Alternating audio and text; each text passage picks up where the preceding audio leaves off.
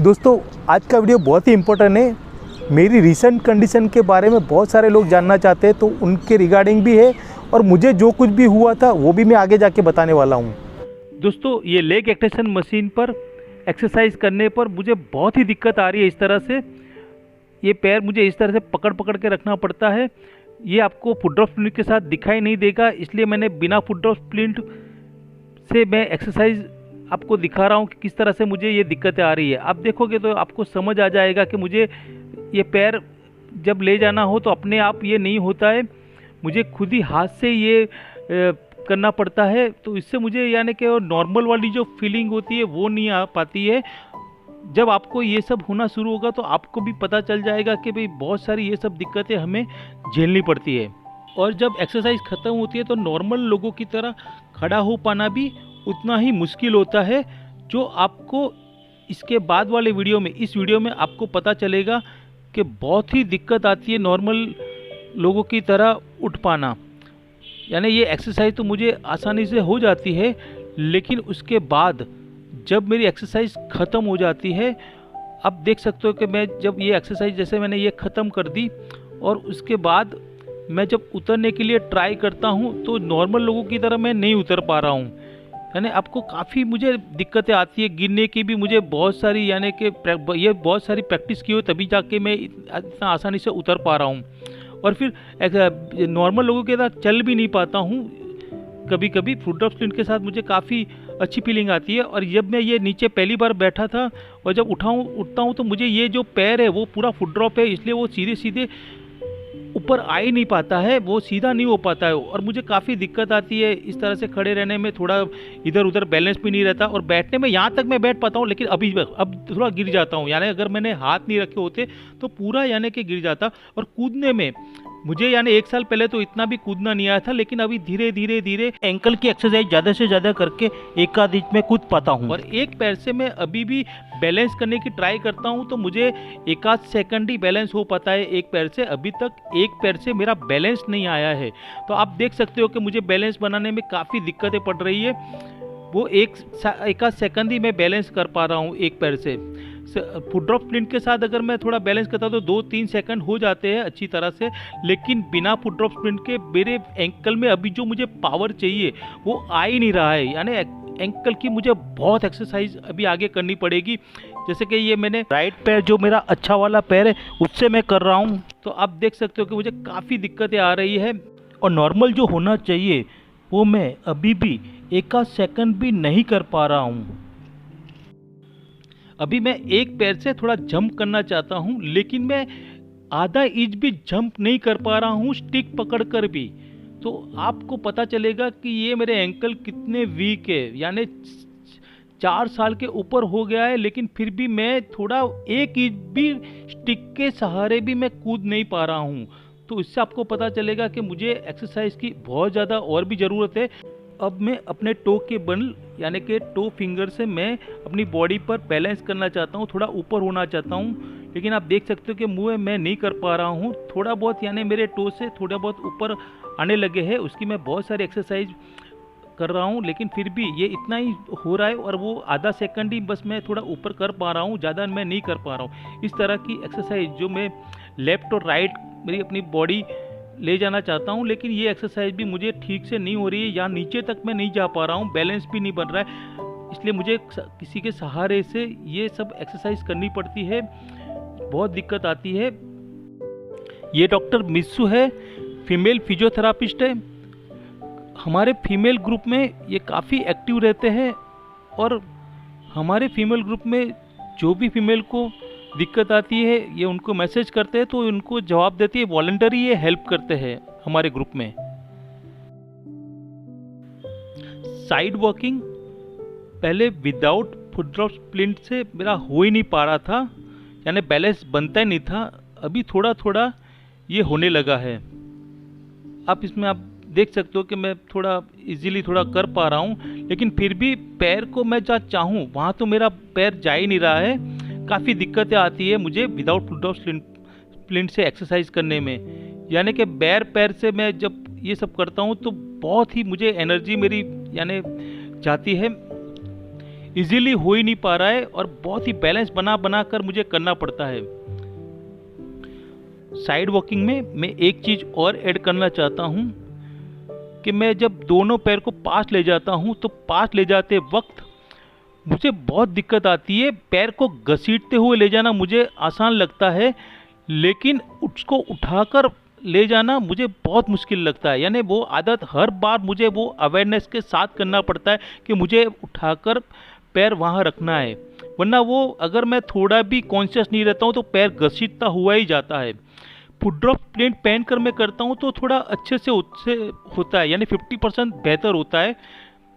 और ये वाली एक्सरसाइज मैं पहले तो मुझसे हो ही नहीं पा रही थी, मुझे स्टिक के सहारे ही करनी पड़ती थी, लेकिन अब ये मैं टो की ये एक्सरसाइज थोड़ी थोड़ी मुझे होने लगी है, लेकिन बहुत दिक्कत आती है, मुझे बैलेंस नहीं रहता। मैंने 5-6 महीने पहले एक वीडियो बनाया था, उसमें मैं लकड़ी के सहारे ये एक्सरसाइज करता था, इंडिपेंडेंटली नहीं होती थी, लेकिन अब ये धीरे धीरे होने लगी है तो रिकवरी आ रही है, लेकिन बहुत पेशेंट रखना पड़ता है।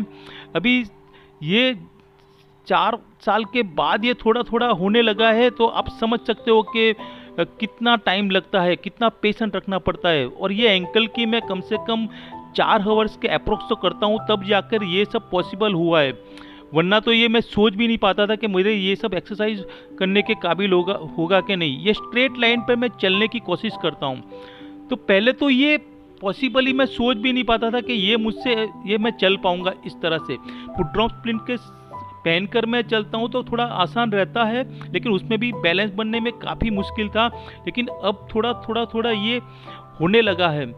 यानी इसमें पता नहीं और कितना टाइम लगेगा बैलेंस बनाने में, लेकिन सीधा मुझे स्ट्रेट लाइन पर अगर चलना है तो एक एक पैर को मुझे कॉन्शियसनेस के साथ रखना पड़ता है, अवेयर होकर रखना पड़ता है कि मुझे यहाँ रखना है। और मैं अगर थोड़ा भी इधर उधर मैंने देखा तो पैर कहीं भी चला जा सकता है। यानी इतना बैलेंस नहीं आया मेरा कि मैं बिना यानी सोचे रखूं। एक एक पैर रखने यानी पूरा बैलेंस करके रखना पड़ता है, जैसे कोई रस्सी पर चलता है तो कितना बैलेंस करके चलता है, उस तरह से मुझे ये यानी इतनी सारी दिक्कतें आती है ये इसमें। और शायद पता नहीं ये इजीली तो कब होगा, लेकिन टाइम लगेगा, पेशेंस से ये डेली प्रैक्टिस करनी पड़ेगी, तब जाकर हमारा ये बैलेंस बनता है। एक्सरसाइज करते वक्त मैं एक चीज़ का हमेशा ध्यान रखता हूँ कि नीचे की फ्लोरिंग अनइवन नहीं होनी चाहिए, बहुत ही अच्छी होती है तो ही मैं एक्सरसाइज करता हूँ, वरना मैं नहीं करता एक्सरसाइज। थोड़ा भी मुझे लगता है कि अनइवन है तो मैं नहीं करता एक्सरसाइज। और आप देख सकते हो कि मेरे फुट ड्रॉप अभी भी काफ़ी है, फुट ड्रॉप यानी कि सीधे सीधे मेरे पैर अभी भी नहीं हुए। मुझे शायद फुट ड्रॉप ठीक करने में अभी भी 2-3 साल लग जाएंगे, पता नहीं कितना टाइम लगेगा, लेकिन थोड़े थोड़े ऊपर तो आने लगे हैं। लेकिन थोड़ा भी अगर मैं दिमाग से सोचना बंद कर देता हूँ तो तुरंत ही पैर नीचे गिर जाते हैं। दोस्तों, विदाउट शूज़ और फुट ड्रॉप स्प्लिंट पहने जब मैं सीढ़ी चढ़ता हूँ इस तरह से, तो मुझे बहुत ही कॉन्शियसनेस के साथ सीढ़ी चढ़नी पड़ती है, क्योंकि फुट ड्रॉप होने की वजह से मुझे हर वक्त ख्याल रखना पड़ता है कि मेरे पैर सीधे रहे, वरना वो स्टेप से टकरा जाते हैं। इसलिए मुझे बहुत ही धीरे धीरे कॉन्शियसनेस के साथ में सीढ़ी चढ़नी पड़ती है। एक एक स्टेप मुझे चढ़ते वक्त ये ख्याल रखना पड़ता है, क्योंकि इसमें आपको दिखाई देगा सीढ़ी उतरते समय मैं आपको बताऊंगा किस तरह से मेरे पैर झूल जाते हैं। नॉर्मली जब मैं ख्याल नहीं रखता, अपने पैर पर कॉन्सेंट्रेट नहीं करता, तो मेरे पैर इस तरह से पूरे झूल जाते हैं। यानी वो जो नॉर्मल स्टेज में जो आने चाहिए, पैर सीधे रहने चाहिए, वो सीढ़ी चढ़ते वक्त नहीं रहते हैं। और इसमें आपको ज़्यादा ही लगेगा, यानी कि मैं फटाफट कभी सोचूं कि सीढ़ी चढ़ पाऊंगा, तो ऐसा मुझे अभी तो बहुत पॉसिबल नहीं लग रहा है। काफ़ी बहुत ही दिक्कत आती है, ये पैर पूरे यानी कि नीचे की ओर, वो ग्रेविटी की वजह से वो बहुत ही नीचे की ओर जाते हैं। तो मुझे हर वक्त ख्याल रखना पड़ता है कि मेरे पैर यानी इतनी फास्ट में पैर नहीं रख सकता। फुट ड्रॉप स्प्लिंट जब मैं शूज़ और फुट ड्रॉप स्प्लिंट में पहनता हूँ तो काफ़ी अच्छे से मैं सीढ़ी चढ़ उतर पाता हूँ, लेकिन फिर भी मुझे पकड़ना तो पड़ता ही है। ऐसे कोई बिना इंडिपेंडेंट अभी मुझे चढ़ना नहीं आया है। एंकल एक्सरसाइज और टो एक्सरसाइज मैं ज़्यादा करूँगा तो ही ये मेरा पैर ठीक हो पाएगा, और सीधा 90 डिग्री पर रहेगा। तो उसमें मुझे लगता है कि मुझे कम से कम 1-2 साल तो मुझे एक्सरसाइज करनी पड़ेगी 6-8 घंटा, तभी ठीक हो पाएगा। इसमें आप देखो कि मेरी उंगलियों में इतनी ताकत नहीं है मुझे उंगलियों में, और वो ऐसे बैंड भी नहीं हो पा रही है। जैसे कि मैं इस तरह से करता हूँ तो आपको देख पाओगे कि भाई जैसे कोई जान ही नहीं है मेरी उंगलियों में। उंगलियाँ मेरी बहुत ही कमज़ोर है, इसलिए मुझे उंगलियों की बहुत एक्सरसाइज करनी पड़ेगी। जब मैं इस तरह से कॉन्ट्रैक्ट करता हूँ उंगली को, तो राइट में मुझे काफ़ी मूवमेंट है, थोड़ी वीक है लेकिन मूवमेंट काफ़ी है। लेकिन लेफ्ट में वो मैं जब हाथ लगाता हूँ तो ही वो थोड़ा थोड़ा कॉन्ट्रैक्ट हो पा रहा है, वरना मैं अगर करना चाहता हूँ तो वो ऊपर की ओर जाती है, कॉन्ट्रैक्ट नहीं होती। राइट में थोड़ी थोड़ी होने लगी है, लेकिन लेफ्ट में मुझे अभी भी उंगली में बहुत दिक्कतें हैं। पहले तो मेरी लेफ्ट की उंगली हिल ही नहीं रही थी, लेकिन अभी 4 साल के बाद काफ़ी, यानी कि ये इस तरह से अगर मैं पकड़ता हूँ उंगली को तो काफ़ी कॉन्ट्रैक्ट होती है, यानी मेरी पूरी एनर्जी जाने लगी है थोड़ी थोड़ी। लेकिन जो अभी भी जो मुझे पकड़ चाहिए उंगलियों पर वो मेरी नहीं आ रही है, कॉन्ट्रैक्ट होने लगी है, लेकिन वो जो स्ट्रेंथ है ना वो नहीं आ पा रही है। मुझे ये उंगली की बहुत सारी एक्सरसाइज करनी पड़ेगी, और टो सेपरेटर से मुझे काफ़ी फ़ायदा हुआ है। अभी भी लगता है कि मुझे 2 साल तो और लग जाएंगे मुझे वहाँ तक पहुँचने में जो मुझे चाहिए। मैं लेफ्ट में इस तरह से मैं काफ़ी एक्सरसाइज करता हूँ ताकि उंगलियों की स्ट्रेंथ बढ़े। और दोस्तों मैं जब यहाँ खुजली करता हूँ तो मुझे सिर्फ 10% ही पता चलता है, यहाँ मैं कितनी भी खुजली करूँ नॉर्मल जैसी फीलिंग नहीं आती है। और ये हिल पर भी मुझे ज़्यादा पता नहीं चलता है, सिर्फ 7 से 8% ही पता चलता है, और जो नॉर्मल वाली फीलिंग है वो तो आ ही नहीं रही है मुझे। दोस्तों आप देख सकते हो कि ये जो है मेरे काफ मसल्स बहुत ही वीक है, आपको ये समझ में आएगा ये वीडियो देखने के बाद। और ये मेरा देख आप एंकल देख पाओगे कि मेरा इस तरह से पूरा यानी कितना ड्रॉप है, और यहाँ से खड्डा पड़ जाता है। पहले तो काफ़ी खड्डा पड़ता था, मेरा कोई सेंस ही नहीं था वहाँ तक जाने में, अभी काफ़ी। और मैंने आपको पता है कि मैंने एंकल के रिलेटेड या काफ मसल्स के रिलेटेड मैंने 10 वीडियो बनाए हैं, फिर भी मेरा ये नॉर्मल जैसा नहीं है। अब कितना ढीला है, जब मैं ऐसे देखता हूँ तो मुझे पता चलता है कि जो मुझे चाहिए वो पावर, नॉर्मल जैसी पावर तो आई नहीं है मुझे काफ मसल्स में।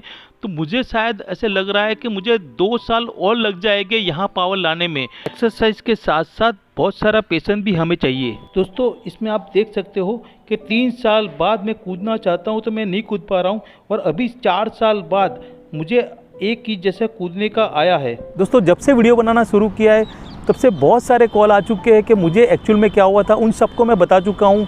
लेकिन अभी हमारे ग्रुप में डेली 10 से 12 लोग जुड़ते हैं और वही सवाल मुझे बार बार करते हैं, तो उनके लिए मैं फिर से बता देना चाहता हूँ कि मुझे 2015 से बैक पेन रहता था। मेरा काम प्रोफेशन में फ़ोटोग्राफी और डीजे जॉकी का था, तो मुझे ट्रांसपोर्टेशन के दरमियान बड़े बड़े एम्पलीफायर, बड़े बड़े स्पीकर और जनरेटर लोडिंग अनलोडिंग करना पड़ता था। और मैं कुछ फिटनेस फ्रीक था, तो मैं ज़्यादा ही इसमें जोर लगाता था, अकेला ही बहुत सारी चीज़ें हैंडल कर लेता था, तो मुझे ये बैक पेन रहता था। और दोस्तों 21 जुलाई 2016 को मैंने बहुत बड़ा प्रिंटर लिया डॉक्यू कलर का, और उसको मैं उठा के, जो 300-400 kg का था, उसको मैं उठा के 2nd फ्लोर पर ले गया।